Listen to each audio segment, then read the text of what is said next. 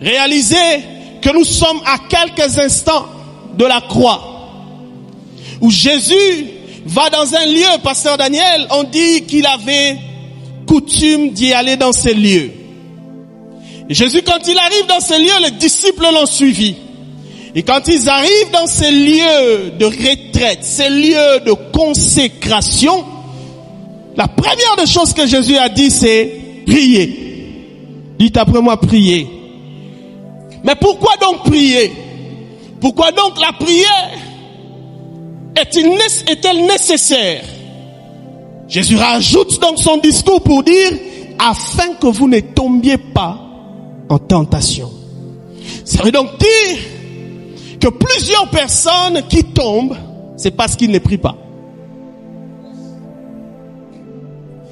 Et je voudrais attirer votre attention dans cette histoire, pour que vous puissiez comprendre que depuis des années, peut-être pas pour vous, pour moi, on m'a toujours peint l'image de la tentation comme une histoire d'un frère et d'une sœur. Lorsqu'on parle de la tentation, on voit toujours une métisse qui veut rentrer au bureau du prophète et puis on dit il faut pas la faire passer.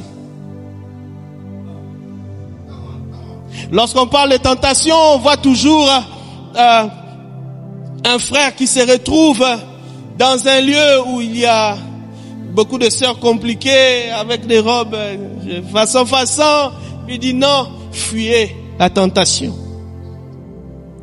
Mais ici, Jésus dit aux disciples, priez afin que vous ne puissiez pas tomber en tentation pendant qu'il n'y a pas de femmes avec des mini-jupes. Jésus dit, afin que vous ne tombiez pas en tentation pendant que autour d'eux, il n'y a pas de métis. Prophète Gratien, de quelle tentation donc Jésus était-il en train de parler? J'ai réalisé donc à chaque fois qu'il y a tentation dans la vie, la tentation vise toujours le destin. C'est comme ça que mes yeux s'ouvrent et le rouleau se présente devant moi. Et je suis en train de voir Matthieu chapitre 4. La Bible déclare, le Saint-Esprit va accompagner notre Seigneur Jésus dans le désert afin d'être tenté par le diable. Demande-moi, tu parles de quoi, prophète? Pasteur Daniel, je suis en train de dire que si tu es vraiment conduit par l'Esprit de Dieu, tôt ou tard, tu dois rencontrer Satan.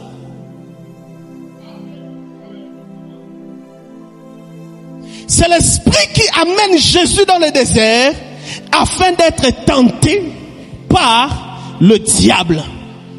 Et lorsque je rentre dans cette histoire de tentation, je vois que le diable n'a pas visé autre chose autour de Jésus. Parce que cette tentation dans le désert, on n'a pas introduit des michmiches dans le désert pour Jésus. On n'a pas introduit des femmes avec des jupes courtes. On n'a pas introduit la bière. On n'a pas introduit des boîtes de nuit dans le désert. Mais la première chose que le diable dit, si tu es réellement fils de Dieu. Le diable remet donc en cause son destin. Le diable remet donc en cause son identité. Parce que c'est dans ton identité que se cachent tes habiletés. Et le diable prend le pouvoir. Lorsqu'on regarde ces scénarios, on a le sentiment que Dieu n'est pas fort. Mais ce que vous ignorez, c'est que le diable est aussi le serviteur de Dieu.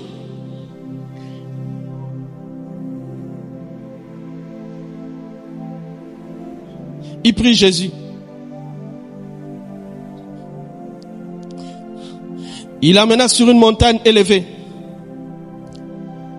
Comment expliquer? Pleinement diable qu'il est, il va transporter Jésus. Et Jésus se laisse transporter. Il est pris encore. Il le transporta sur une montagne très élevée. Notre Dieu, dans un corps, transporté par un diable. Il le prit encore. Il l'emmena à un niveau hautement élevé pour le montrer tout le royaume de la terre. Et il dit, si tu te prosternes devant moi et que tu m'adores, je te donnerai tout ce royaume. Ce qui attire mon attention dans cette histoire, comment expliquer quelqu'un qui est conduit par l'esprit peut être transporté par celui qui a le pouvoir de la tentation? Demandez-moi de quoi tu parles, prophète. Je suis en train de vouloir vous expliquer quelque chose de hautement spirituel. Jésus étant fatigué dans son corps, ne pouvait jamais arriver à ce niveau de lui-même. Certes, le diable par la tentation l'a amené quelque part, mais le diable n'a jamais réussi à le faire redescendre. Je cherche 20 personnes pour qui je veux prophétiser maintenant. Je veux prophétiser dans ta vie et je déclare, je dis que cette tentation c'est pour ton élévation. Je dis que cette tentation, ce n'est pas pour ton humiliation, mais c'est pour ton élévation. On a eu le sentiment au départ que le diable était en train d'humilier le Seigneur.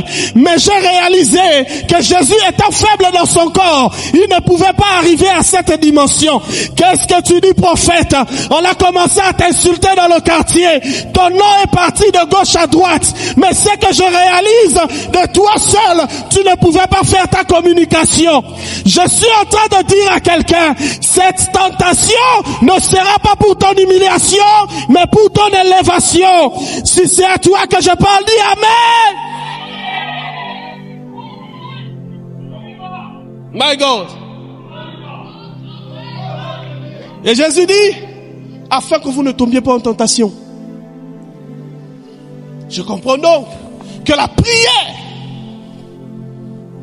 prière ouvre une porte qui nous donne la force des résistances. La prière ouvre une porte qui nous donne la force des résistances.